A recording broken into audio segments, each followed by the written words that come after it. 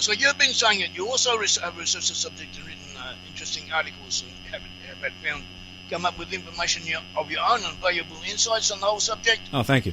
So I check up on people. I try and keep abreast of who's in the game, we could say. You also quote me quite generously every now and again. Well, like I said, I've been a admirer of your books for a long time, and you have incredible sources. I've looked up the sources that you have put in your books. They're credible sources.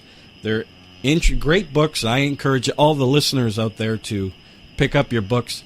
And of course, we have, you can't see it, but on our screen we have your web address on the screen if people want to go to that web address and pick up your books if they want to buy them. So I urge everybody to pick up these books because they're very well written by my guest here, Yair Davidiy. Now, I come from the Seventh-day Church of God traditions.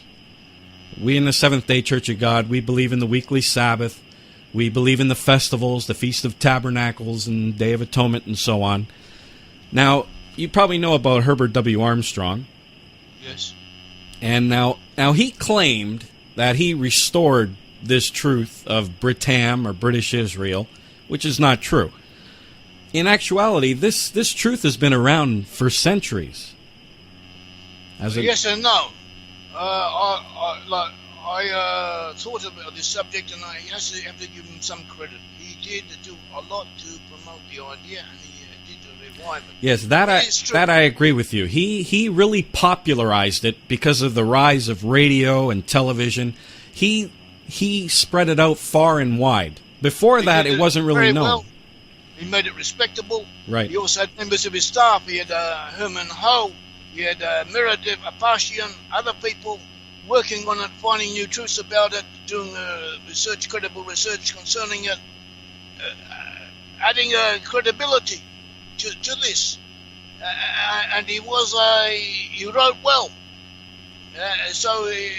And not only that, but after he passed away and his church broke up into different groups, most of them also continued in this direction. Stephen Collins, we mentioned, Craig White, yourself, you're all offshoots from what he started. Yes. So historically, he has to receive some credit for the whole thing. Oh, absolutely. I give him credit for it.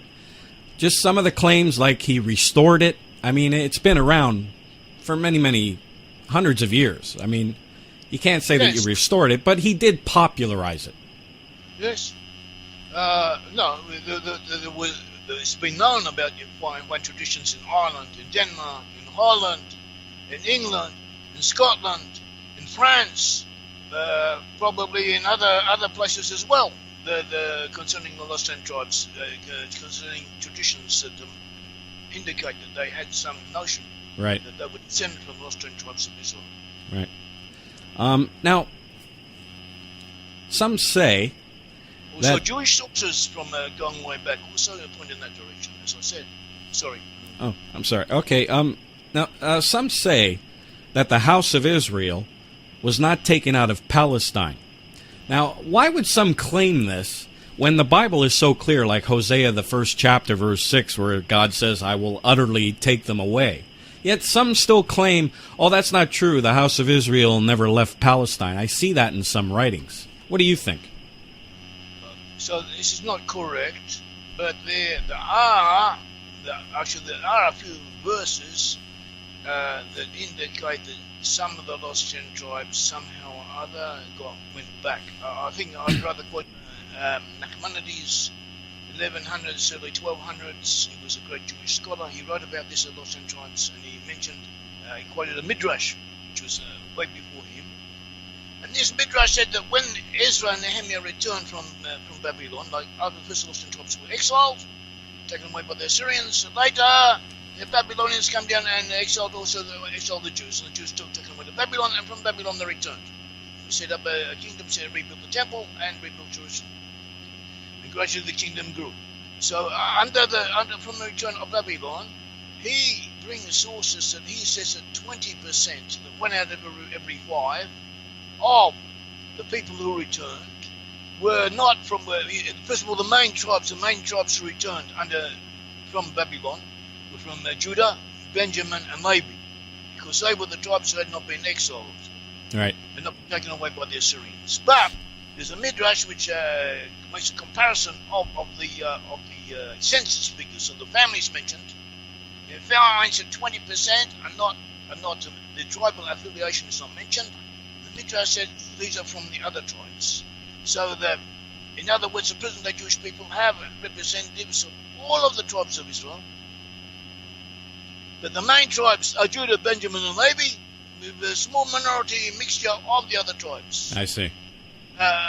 So this is how the notion could have arisen that all the tribes were amongst Judah, because it's true they were. But as Nachmanides himself mentions, he says this is only inferred from different verses.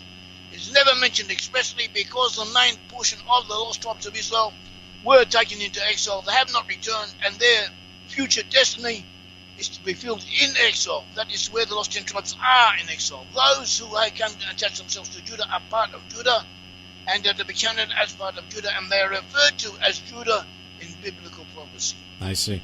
I mean, even Josephus wrote that the lost 10 tribes were beyond the river Euphrates in a vast multitude. Many of the Jews believe that the house of Israel didn't return, yet today, in the Christian circles, for some reason, they think they came back, the house of Israel, and you can't find that in the Bible. But they believe it. It's something I really just don't understand. All right.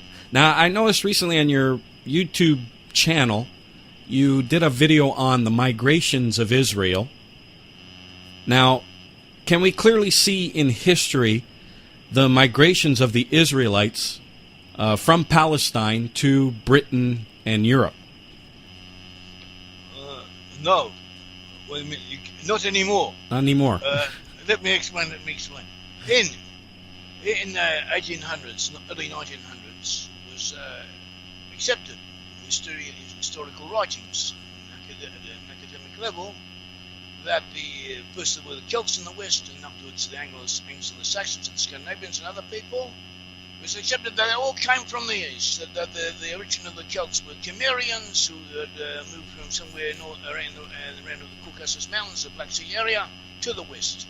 After them it was accepted that the Scythians had also done the same and moved along the same pathway somewhat later, and they'd given rise to a portion of the peoples in Western Europe, especially the Anglo-Saxons and the Scandinavians. That was more or less accepted. The famous early historians wrote on this. So to make a connection, these areas are not far away from where the Bible says the lost 10 tribes were exiled to.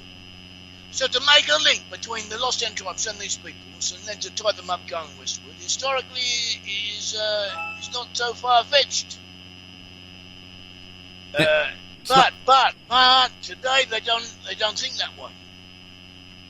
Today they no longer think that the Celts came from the East, nor the Anglo-Saxons, nor the Scandinavians. And so it's harder. We do believe that they did. We do believe that they went along this pathway. We have proofs concerning it. But people prefer to do what they have already learned at an early age, what is accepted as incontrovertible facts, as a universally accepted academic doctrine. It's very difficult to overcome the prejudices that arise because the people do not want the foundations of their beliefs of their worldviews to be upset. We, incidentally, see that there were two pathways of migration. One pathway by sea, another pathway by land.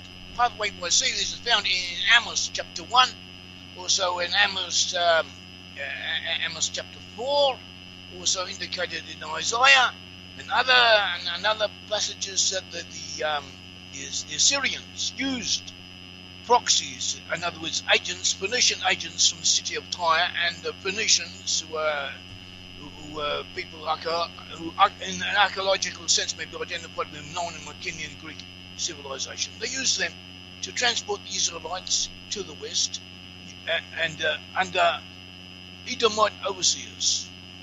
They set up colonies in Spain, in the British Isles, in Scandinavia, and in what's now France. Eventually, those in Spain moved into Ireland, into Britain, and so that is one pathway.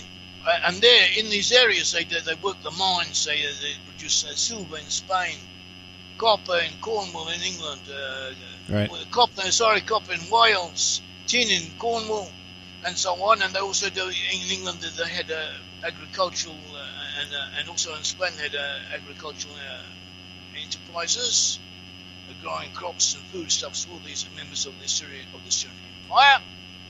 Eventually that fell apart and the people there became independent. And the other pathway of migration was, as we said, they were taken, as we find in 2 Kings 17, also 2 Kings 18, and also in 1 Chronicles 5 at the end, where they were taken away to Hara Habor, the river Gozan, and the cities of the Medes, and to Hara. And these are all places in the north, around the foothills of the Caucasus Mountains, on the areas of the Syrian Empire. It's now Azerbaijan, all that area. From there were a series of wars, permutations, and somehow, and through different ways, different processes that were pushed to the north, they became associated with the Cimmerians and with the Scythians, and they did move to the west, as was accepted previously. And the archaeological proofs of this, as archaeological evidence, what we are saying, also the Bible mentions it, also we have a proof from mythology, from various sources, and here and there academic scholars do accept it, or they do indicate it, or they do accept it to some degree or other. You just have to find the sources. Very carefully they agree with it. But there's also something to getting the sources and showing that the indications and the logical deductions from what they themselves have already said. I see. It was wild. Well, some of the subtribes of the tribes of Israel, like you read of Ephraim and all of his tribes, those names like Bircher and Tehan and so on, you can find those names scattered around in ancient maps and places. Yes, that was my book, The Tribes. It was concentrated on that. On finding these clan names. The clan names are mentioned. There were 70 clan names, or at least 70 clan names mentioned in Numbers, the book of Numbers 26. And also the book of Genesis 46. Also in the book of Chronicles, we find these names. Also archaeological evidence is found in the land of Israel.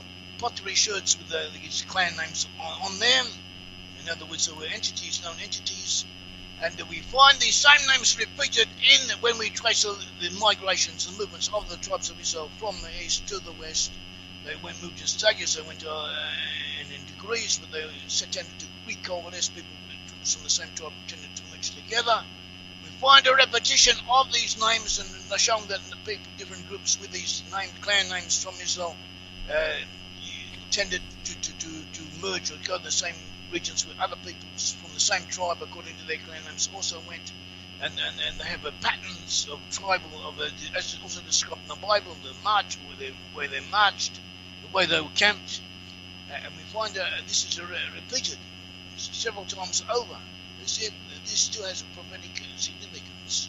I mean, yeah, doesn't this kind of confirm Amos, where it says in Amos, the 9th chapter, verse 9, that I will command to sift the house of Israel among the nations, like corn is sifted in a sieve, yet not one grain would fall upon the earth. God wouldn't lose any of them. Yes, it's a confirmation. It's a confirmation. It's together with all the other verses, taking everything together. It's a very powerful message. And since these prophecies are like thousands of years old, it kind of confirms that the biblical prophecies are true, does it not? It does, especially when you take everything together. We always try and emphasize this. One point here and there, you can put it down to coincidence, you can dismiss it, or it's interesting, who knows. the explanation is, but when you get hundreds of different pieces of evidence like this and that all point in the same direction, it becomes very powerful. Right. It's hard to ignore. It's something you just can't ignore. Now, we went through the blessings of Joseph, but I wanted to ask you, Ephraim, which is Britain, never had a good relationship with the Jewish nation. Is this also prophesied? Well, we find in Isaiah 11, chapter 11, I think in verse 12, he speaks of the reunification in the end times of Judah and of Ephraim. He mentions Ephraim especially. He says that Judah will no longer vex Ephraim, and Ephraim will no longer be jealous of Judah. And he continues similar vein. From that we can learn that right up to the end times, also the Midrash mentions this, rabbinical commentary on this mentions that right up until the end times, there will have been some degree of tension, of antagonism between the two. Because otherwise, why does it say they will no longer have these feelings? Right. And also we find in Ezekiel 37, when the reunification of the two sticks coming together. But what I found of interest is that even though Ephraim and Judah will have this antagonism between them, who is the initiator? It talks about both in Isaiah and in Ezekiel. It speaks about Ephraim leading the 10 tribes back. Ephraim will begin the process of reconciliation with Judah. Right. So this bad relationship right now won't last for very long. I hope not. I hope not. Yeah. And it's not that bad either. It's not when you consider everything, taking everything all together. Because even though they still are antagonistic towards the Jews, relatively speaking, they've also been fair. They also helped the Jews, and we know that, and also America, and the only friends that Jewish people have, or the best friends that Jewish people have come from those peoples. So it's not as bad as it sometimes is depicted to be. Right, exactly. Some on things. Yeah. Now, why do you think some people believe that the Jews are not Judah when clearly they are, when you look at the biblical prophecies and so on? Do you think this is all just based on anti-Semitism? Yes, I think it is anti-Judeophobia, hatred of the Jews, anti-Semitism, hatred of the anti-Jewish sentiments. In some cases it could be mistaken. There were cases of great people who at the beginning of their careers or of their lifetime, at the beginning of their life, they were anti-Jewish, and then they had a change of heart and became friends of the Jewish people. But this anti-Jewish sentiment does exist, and in some cases we think that this anti-Jewish sentiment, not in every case, but in some cases, we attribute to non-Israelite heritage. Also amongst the Lost tribes, you have Edomites, you have Canaanites, you have other people who are not Israelites, and they give expression to their non-Israelite ancestry by hating the Jewish people. I see. Now, And, okay, so finally, this is my last question for you. What is the future of the 12 tribes of Israel? So I don't really know. Also, according to the biblical prophecies. So the biblical prophecy indicates that in the end times there will be wars. There will be wars between Joseph and Edom, Joseph and Esau. There will be wars. There will be tribulations. There will be disasters, as everywhere as we know. There will also have the wars of Gog and Magog. We have the in Ezekiel. We have the war against Esau in Obadiah, and also in Isaiah. So there will be a lot of problems. Eventually, these problems will be resolved. Judah and the Lost tribes will know who they are, will recognize who they are. Judah will also know who the Lost tribes are. There will be reconciliation between the two. They will rebuild the temple, as indicated by Ezekiel and other prophets. And there will be a return to things. There will be a better world. Oh, so it's a happy ending. Yes. All right, Yair, it's been a pleasure talking to you. I love having you on the program. I want to tell everybody, if you want to go to his website, it's on the screen there, Brit-Am.org. He also has a YouTube channel as well. If you want to just maybe on the search engine punch up your name, I'm subscribed to your YouTube channel, so I get it automatically. But he also has a YouTube channel. He's also got a forum. If you have any questions to ask him, he'll get back to you by email, and it'll be posted on the forum as well. And so, Yair, I hope we can have you back again and talk some more. Well, I'd like that. Thank you very much. It was a pleasure being here, and wish you all well. Thank you, and God bless you, my friend. God bless you too. This is Peter. Thank you. This is Peter Salemi signing off for the Watchman program.